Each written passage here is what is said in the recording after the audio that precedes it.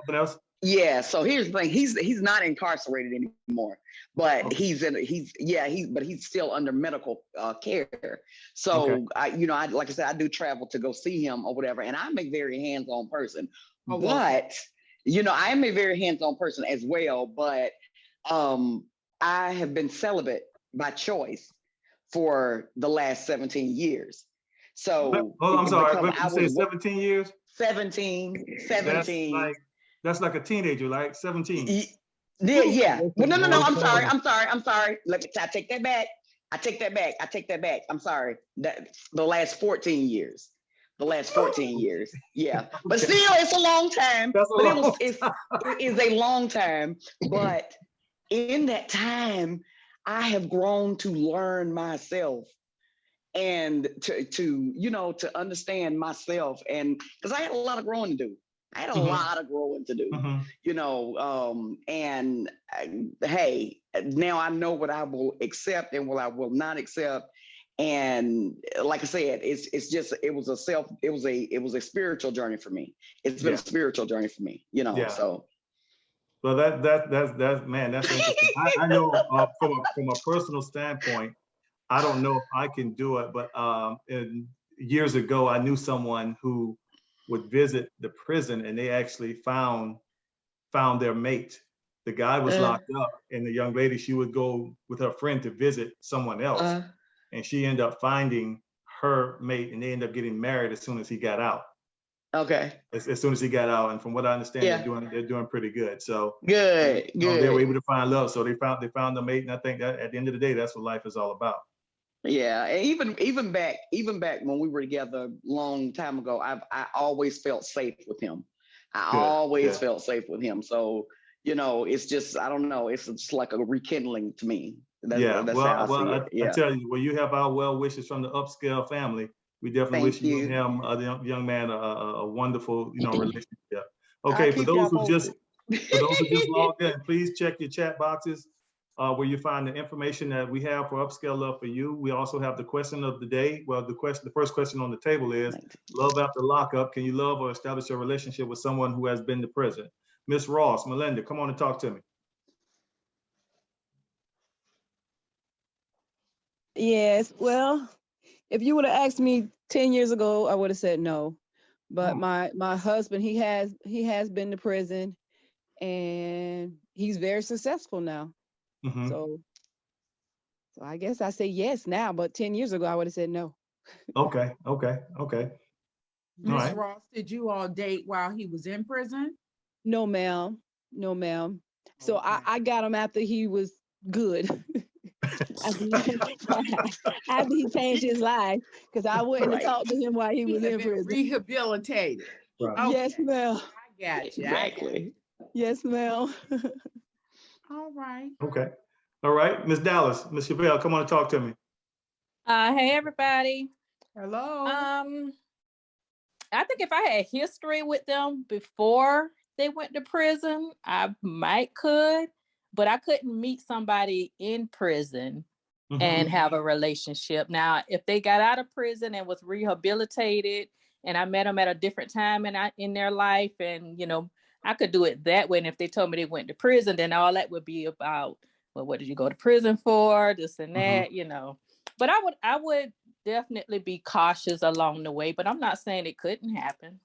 Okay. I couldn't do it while they was in prison, though. I couldn't do that. Okay. Well, from what I hear a lot of women saying, there's a shortage on good men, and so prison can rehabilitate. Miss Ross has a wonderful story. She met her husband after he, got finished with his time or whatever, and he's very successful. So you never know. Yeah. Nancy, come on and talk to me. The first question I would ask is, what are you in there for? Okay. That would have to be the first determinant to answer the question. Is, are you in there for murder? Is it money laundering? What is fraud? Like, what are you in there for? So that would be the first question to determine if I could deal with someone who's been locked up or not. And if it isn't anything too serious or that really is telling about her character, then I may want to pursue that. Okay. Like y'all said earlier about knowing that's your person. It depends on me wanting to see if that person could be my person. I see. I would give the opportunity if it's not something that is detrimental to me Mhm. that you were locked up for. Okay. So, All right. like, if I was a politician, or if I was trying to be a politician, that probably wouldn't work. Gotcha. Gotcha. All right. Last thing I want is the negative publicity. Gotcha. Miss Nikki, come on, talk to me. It will all depend on the situation. And especially with what everybody's saying is what they went in for. Mm-hmm. Could be also they're fighting, they were in prison, should not be in prison, and they're fighting their way out, and they know why they're not supposed to be in there. So it just depends, and especially with the relationship. Okay. All right. All right. Well, and women go to prison also, and I guess I would have to really ask the men this question. I mean, Malik, I know I already asked you the question, but I have to come back to you. If the woman's been locked up for, let's say, self-defense, her ex-boyfriend or husband did something to her, and she shot him and killed him. And she had to do 10 years. Would you hold that against her, or would you say, nah, I'm just not gonna, touch that? No, I wouldn't hold it against her. Right now, women are buying a lot of, arms. I mean, pistols and guns right now. So if she was defending herself, so that's what she had to do. Like they always told me, it's good to be judged by 12 than carried by 12. You know what I mean? So I think that if I met someone and we had that ultimate chemistry, then she's looking inward, not outward, and I'm doing the same thing. And I can tell, my mom's, hey, she does it for me and my family.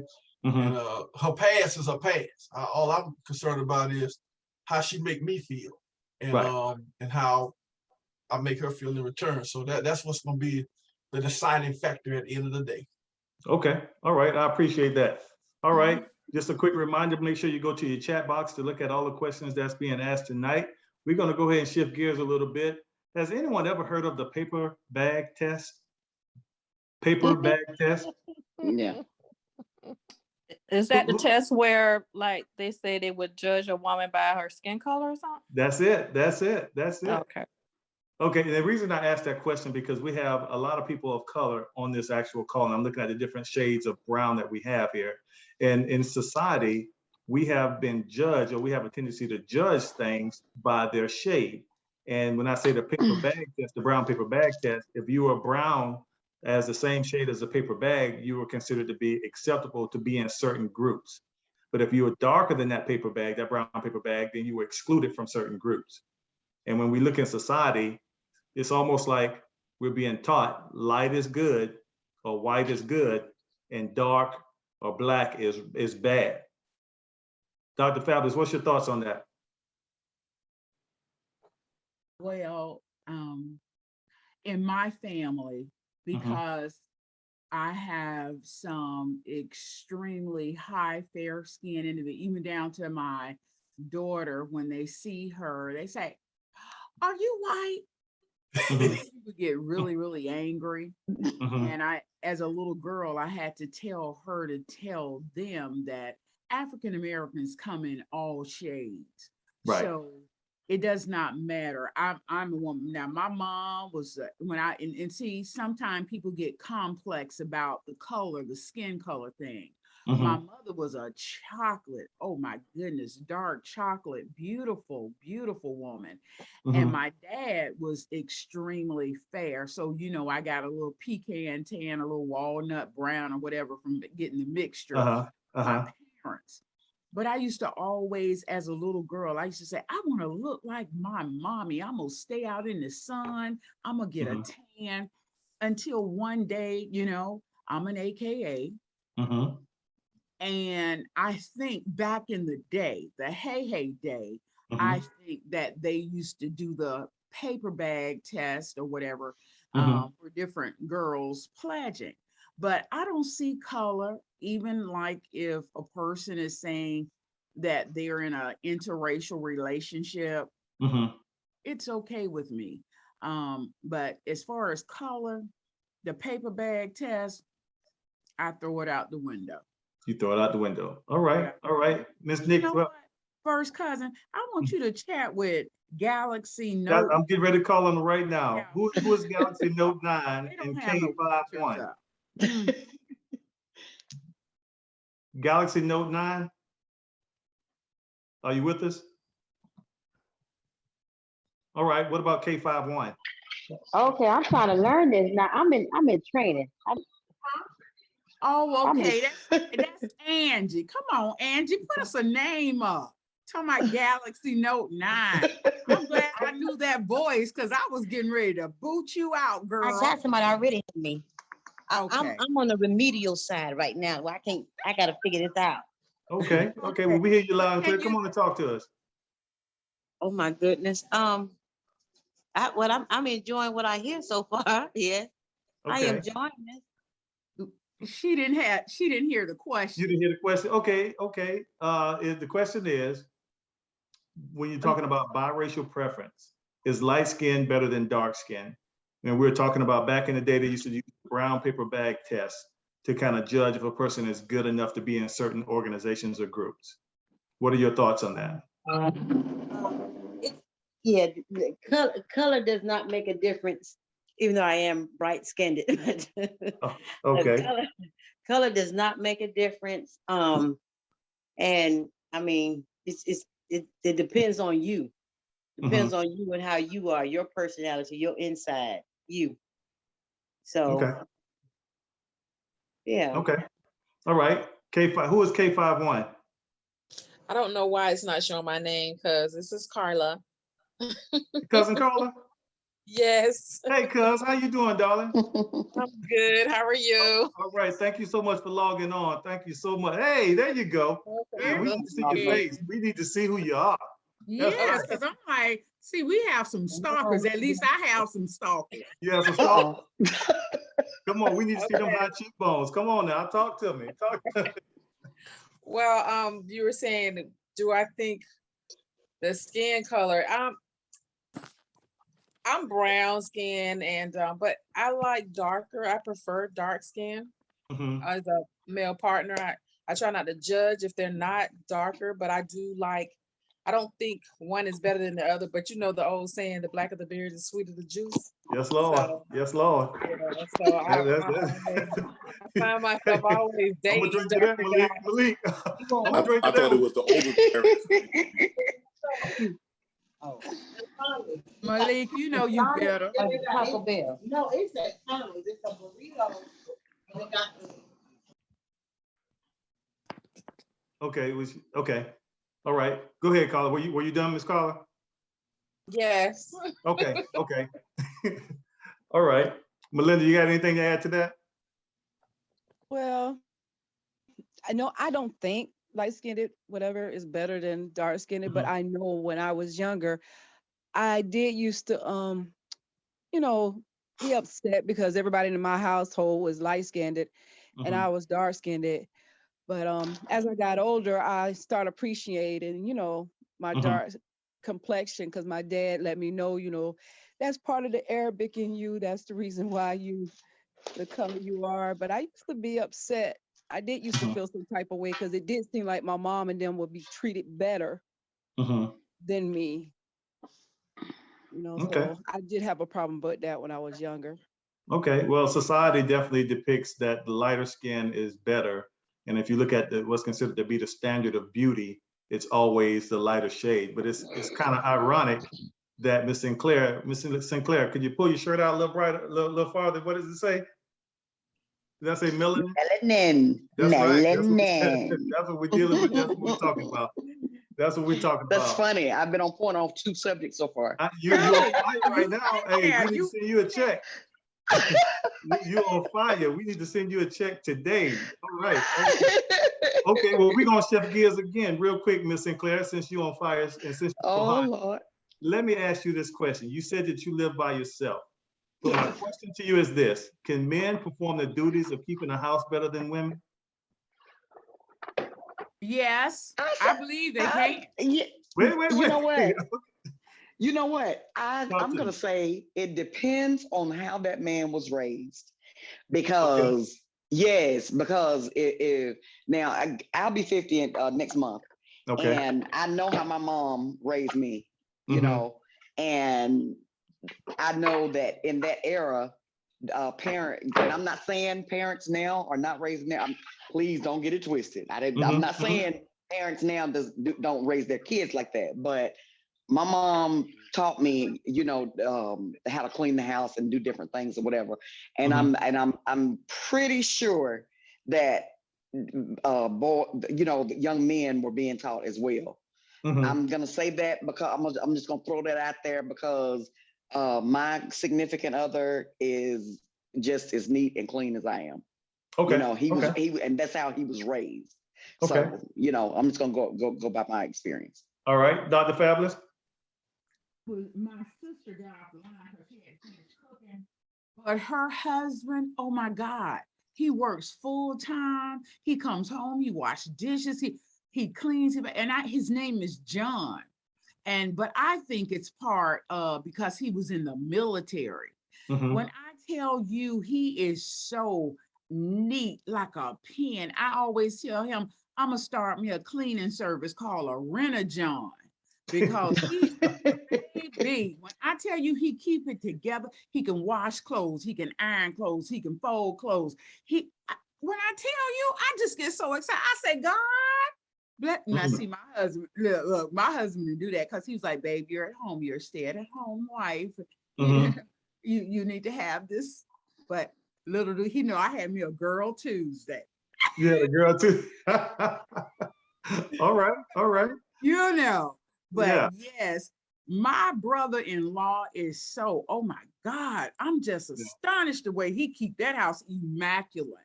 Yeah, so I'm assuming that your answer is yes, that men can perform the duties of keeping the house better than women. Yeah, better. Yes. Okay, in that particular case. Feel good. Come on and talk to me. It depends where you are. Myself, I keep my spot clean because you never know who's gonna come through. You know, women look at two things when they go to a man's house. They look at their kitchen and they look at their bathroom. If one of them's messed up, then guess what? They ain't coming back. So you gotta make sure that they clean. I don't know about that. What you mean they're not coming back? If a woman go in your house to see your kitchen looking like who done it and left the crime scene, and your bathroom got a lot of letters on the floor and a ring in the toilet, that's true. Hair in the sink. That's true. I agree with him on that one. They're gonna be like, you nasty. You don't clean because especially if you're expecting somebody. If you're expecting somebody and your stuff is all nasty, nah, you know, you gotta, and it's a pride thing. It's a pride thing. You don't, when you let somebody in your house, that's somewhere into your life.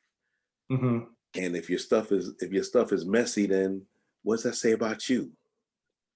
Okay. Your house is a reflection of you. Sometimes you ain't got time to clean up all the time, but at least keep it neat. At least keep it neat. I agree. At least keep it neat. I agree. If someone, Mr. Bell, you want to add to that? No, I just agree with what he's saying. It's a difference between being nasty and just not tidy. And I actually went to a guy's house one time, a long time ago, and his bathroom was nasty. And he's right, that was a total turn off for me.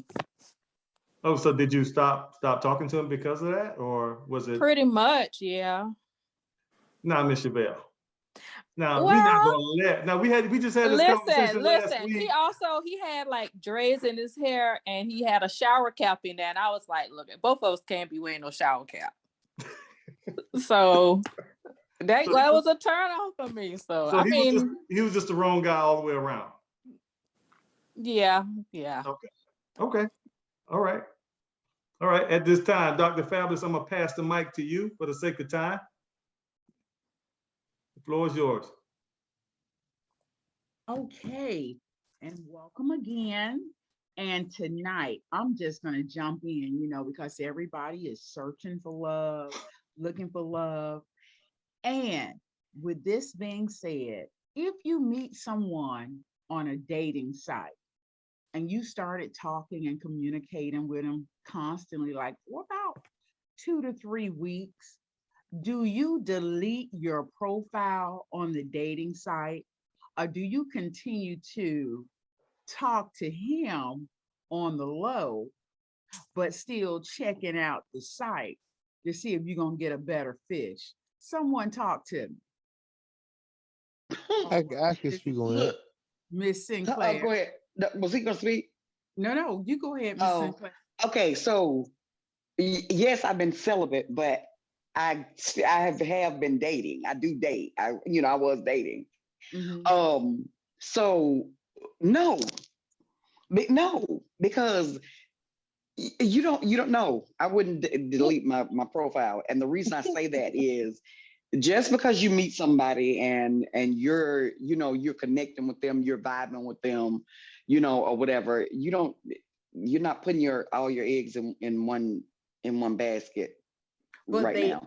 ask you to delete your profile. They say, God. "Oh, we done met, we've only been dating for 2 or 3 weeks." About 2 or 3 weeks, not even 2 or 3 months, about 2 No. or 3 weeks, because they feel like they can see you when you go on, and they can see how long you've been on looking at other profiles. So they ask you in a nice manner, "Would you delete your profile, please?" Do you tell them you're going to do it and don't do it? What do you do at that point? That's what I'm asking.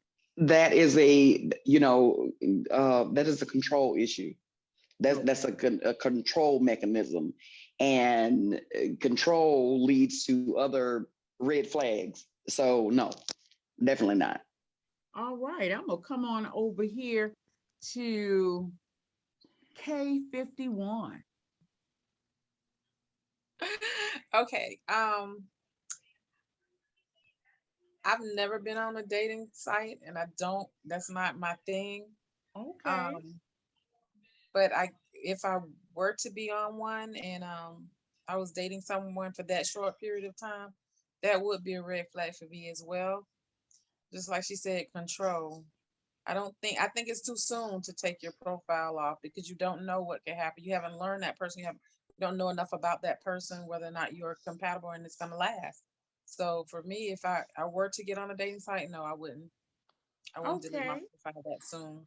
No. Well, let me get some input from a man, an old player, or original OG. Come on, Mr. Malik. Okay.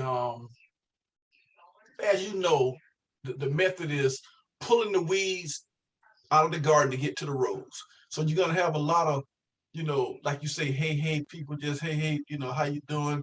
Messenger in and out, and it might not lead it up to nothing. So I don't think you need to delete that quick until you and the person establish that y'all want. It's me and you for me for you. And I think 2 weeks is way too early. I mean, I've been on many dating sites, and that's too early, because we don't even know each other. So, and you shouldn't stop my opportunity to explore until I choose you. You see what I mean? And until I choose you, then you can monitor, because I'm gonna come on. We're both gonna be in agreement. Okay, you what I want. Okay, cool. I'm off of it. You off of it. Then that's both of us agreeing. Then we can go. Sky's the limits. All right, Miss Veronica. Yes, my question would be, why aren't you off the site in order to know that I'm still on the site? Like, you asking me questions about, I would just think I would just be totally turned off by the whole idea that I just met you and you think you secure like that in the relationship to ask me to remove myself off of a site. Personally, I think in dating in general, you know, unless we are like really committed to the point where, you know, we are established, I always consider myself single. All Honestly, right, I had a ring on my finger and I was engaged, but up until that point, I mean, I could be seeing somebody for, you know, some time, but I was very clear, like, hey, I'm seeing you, and you know, I'm not your wife, so I'm dating and you're dating and we're getting to know each other, but to actually overly commit to somebody that quickly, I just think that would be a super red flag for me. All right. Is there anyone else that would like to answer that question for me? Anyone? I completely agree with Miss Malik. He took the words out right out of my mouth. I'm recently on a dating site and I can't fathom someone asking me to take my profile off. I haven't even met her yet. No, no, thank you. I told one female, I said, as soon as I'm able to move around, I gotta see you in person, make sure you ain't catfish me. So until that happens, I'm gonna leave my profile right where it's at. Okay. Anyone else? How about you, Miss Dallas? I agree with everybody. I think that's too soon. That's when she was saying about that sounds like a control or a person who's very insecure. It would definitely be a red flag for me. Right. And I just got to hear from my co-host, DFG, Dr. Feelgood.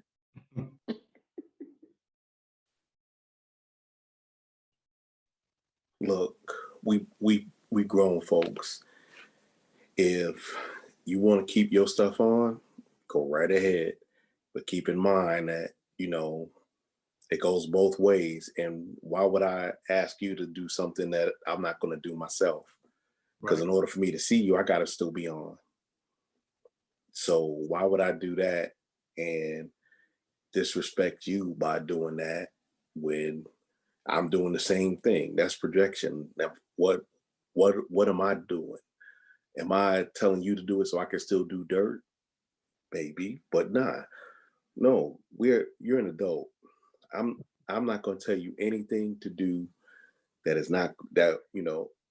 Only time I say I advise you not to do something if it's going to cause you physical harm or it's going to make you really broke and then ain't got no money in your pocket.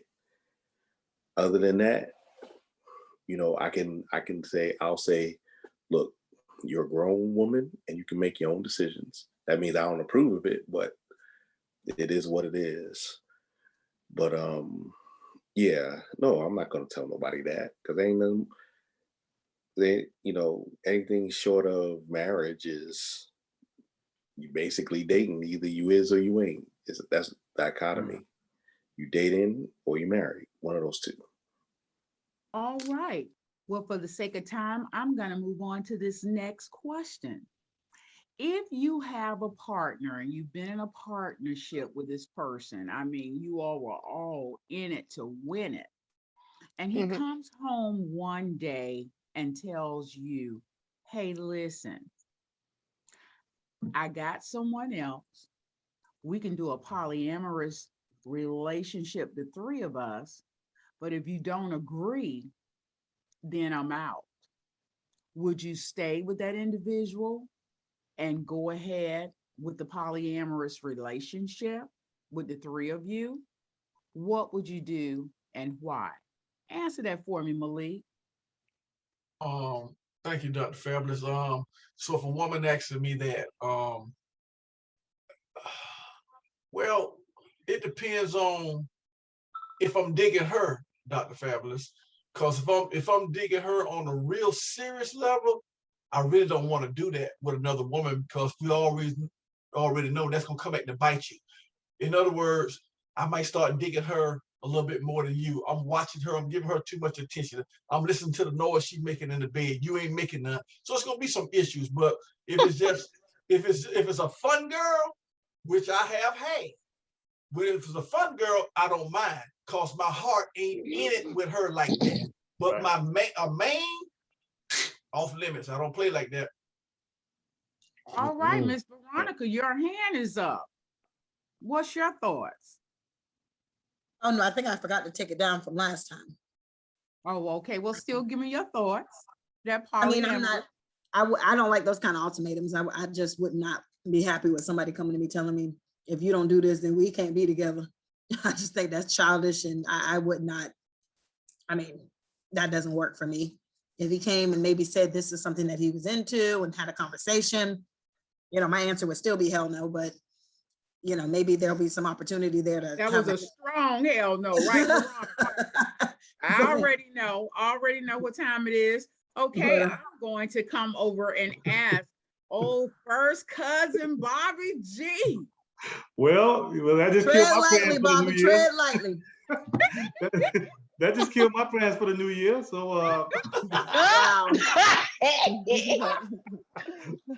wow. No, I think probably 15 years ago, maybe that thought would enter my mind. But I think if my partner that I'm all into, if she's gotten to the point to where she's even having discussions with another female about that, then the breakdown has already happened, and so that's probably not the person for me. So even if I'm approached with that and she know how I am as a person, if I'm with you, period. Nobody else, period. But if you've already taken the time to entertain, hey, I want to bring another woman in and we can do this here and all this other stuff.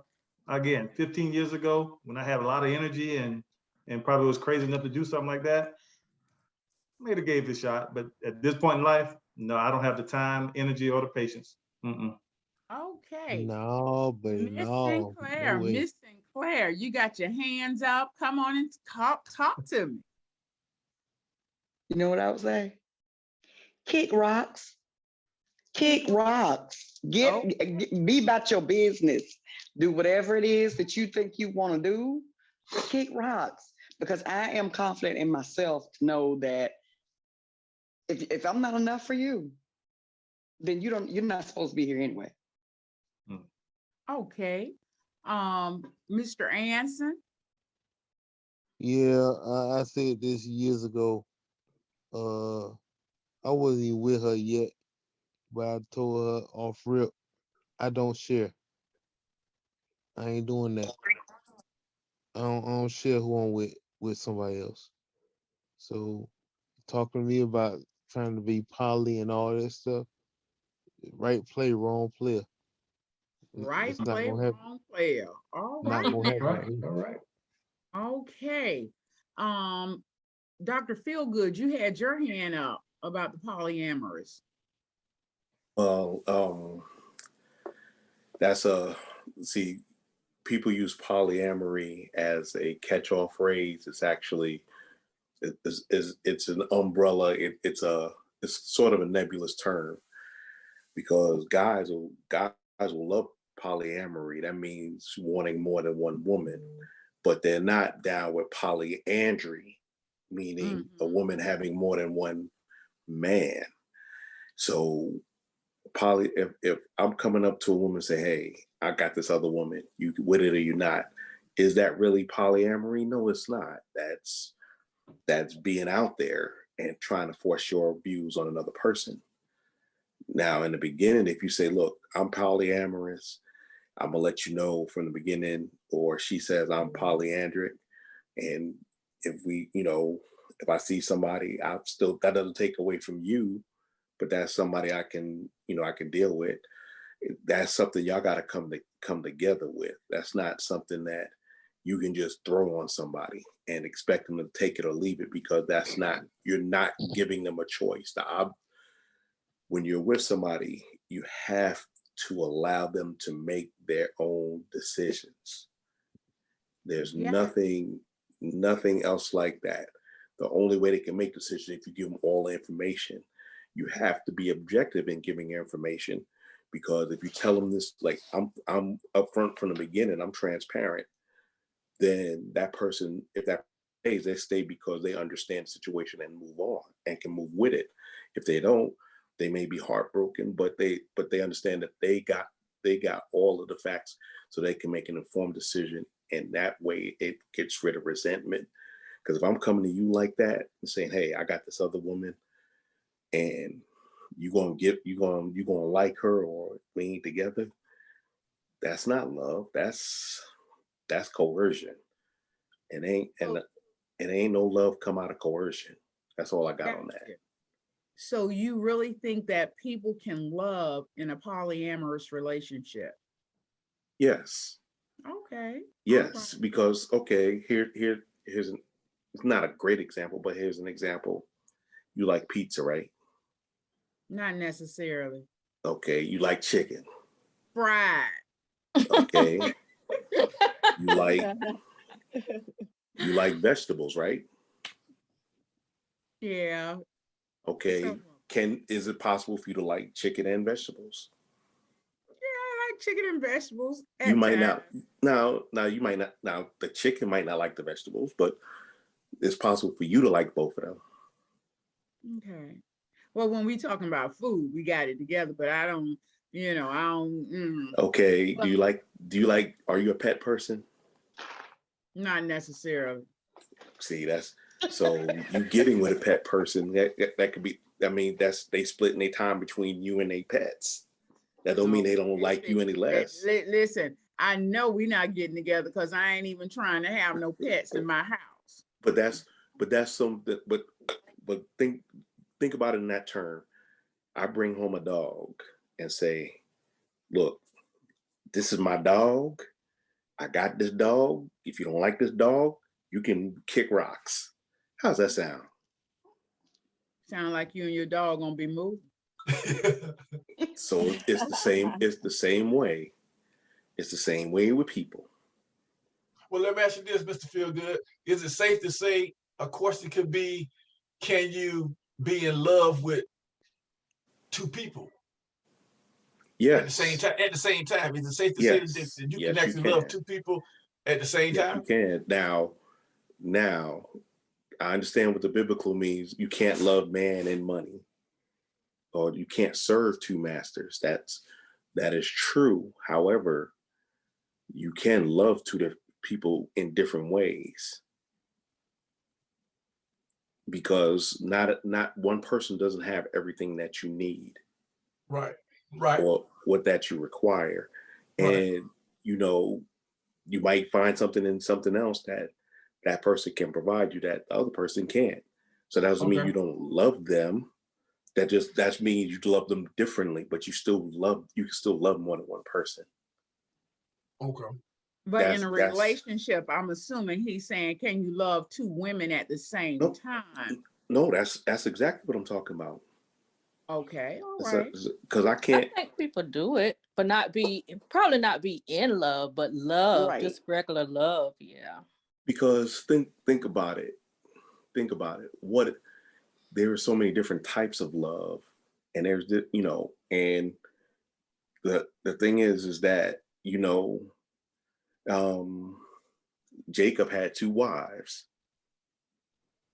He loved both of them. Maybe not equally, but he loved both of them. Okay. All right. Well, welcome back, Travis. I'm gonna throw this question on you. Did you hear the question? I'm sorry, I didn't. Could you repeat it? I think I did, but could you repeat it?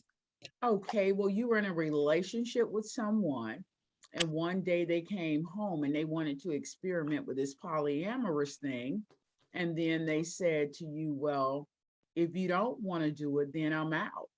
What would you do? Would you go along with the polyamorous procedures, or would you just tell me what would you do?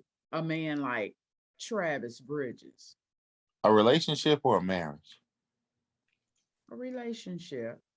Well, a relationship would probably depend on how deep I'm into that relationship. Chances are myself, I wouldn't enter into a relationship that would even open the door to that. So I would say, hasta luego. Bye. Okay. I got you. Now, everyone, let me tell you where I got this question from. Many of you like that old BET, and I watched BET Sisters. And I was sitting there, and I forget the position she has at her job, but she was into this guy, and she went to see him because she was upset with the other guy. And he invited her in on his tete-a-tete with this other woman. And she actually went on in. How many of you saw that episode on Sisters? Yes. And I couldn't believe it. I said, you know what? Television has a way to bring in all of the thoughts that society is taking on now. So they put in a scene with, you know, he invited her in, she accepted, and then she got back to the office and told the woman, her friend, I guess she's her friend or her secretary or whatever, how she enjoyed it. So that's where that question came from. And my last and final question is, what are your feelings on sexual exclusiveness and monogamy? When you have a partner or a girlfriend or a boyfriend, because I know with marriage, you better try to be being monogamous. So with a girlfriend or boyfriend, give me your views on that. Do you have multiple partners or do you be exclusive? I'm going to shoot that to Miss Dallas. I'm exclusive, and I would want to be with somebody who's exclusive once we've made that decision to be exclusive. Now, if we're just going out, I mean, I'm not that type anyway that's gonna just be out and about like that.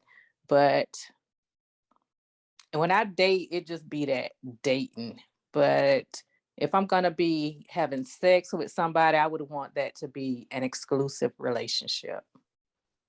Okay. I have a hand from Anson. Go ahead, Anson. Whether I'm with someone in a relationship or not, I always want to be exclusive. I want to be as safe as I can possibly be. So, for example, if I go out to a bar or something or meet someone and we hit it off that night and we wind up linking up that night, doing nasty, whatever, I want that to continue. So I want that to continue regularly. I want that to continue regularly. And I want to. But if y'all like meet up at the bar, is that gonna be something exclusive? No. If you continuously doing it, but are y'all gonna be just, you trust that she's just gonna be sleeping with you if it's just, because it seemed like it's just a sex thing. Right, because y'all got to hook up at the bar. And who's to say the alcohol that, you know, blame right. alcohol, you know?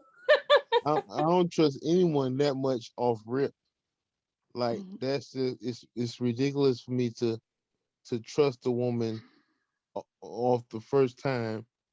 That's why I said it has to happen frequently and on a consistent basis to where we will be comfortable that we're the only two that we're involved with that way.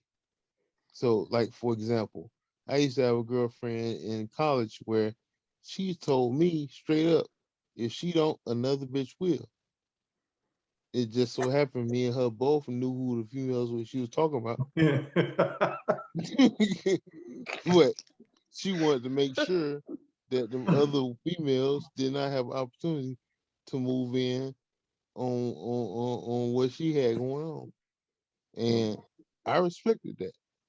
So I learned from that experience that the only way to make sure that it's air quote exclusive is to do it regularly and do it often.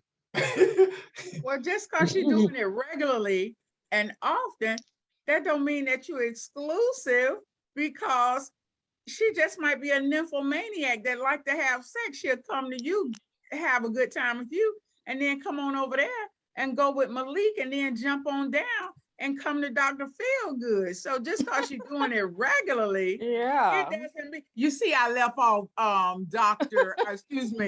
first cousin. I appreciate that. Okay, gonna be a sweating. Purposely, okay. But you can never be sure. You know what's up, Dr. Fabulous. I know. You can never be sure that exclusivity is a constant thing. So you can only kind of be as close as sure as you can be. You know, whatever makes you happy or whatever satisfies you